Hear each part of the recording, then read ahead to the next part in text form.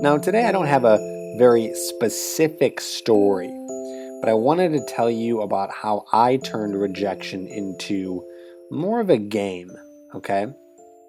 So, when I was going out, meeting a bunch of girls, doing a lot of approaches, I was very scared of rejection. It was a scary thing, but I didn't want it to be a scary thing anymore. That's probably why you're listening to this episode. You were just like me. You didn't want it to turn into this really frightening thing.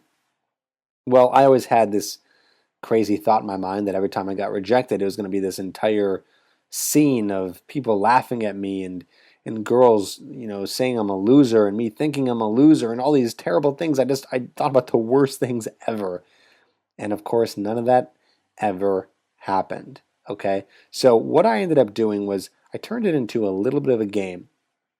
And this was something that I got as a tip from one of my friends who was going out with me and meeting girls. And we thought about what's the funniest and best rejection that we could get. So we actually went out and we tried to get rejected. And the whole point wasn't to get numbers, to get girls. It was never the point. The point of the game was to see if we could get the best rejection ever. And guess what happened? I never really got one. That's a crazy thing. I wish I could tell you, oh my God, I got this funny rejection, this happened, this happened. I never really got one. I mean, yeah, I did get rejected, but they were never really that funny. They were never really over the top. And it was a crazy realization. Wow, the rejections you get are really not that bad.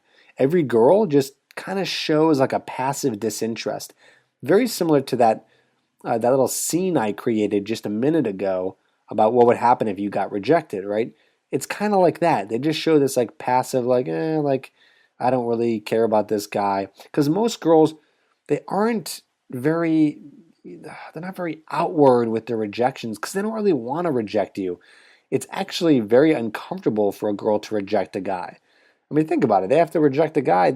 That's not good. I mean, it's like a shitty thing to have to tell someone no. Of course, it's shitty on the other end too, but I mean, that's the whole deal right there is they don't want to do it, but they have to do it. So they do it in this kind of like weak way. And, it just doesn't turn into anything big.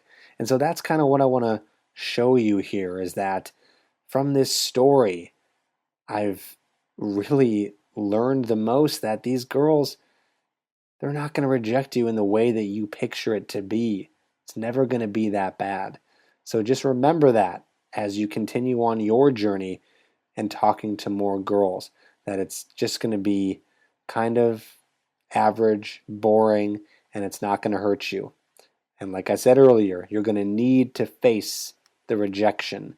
Okay? Face it, get over it, get numb to it so you can move forward and continue to talk to more girls.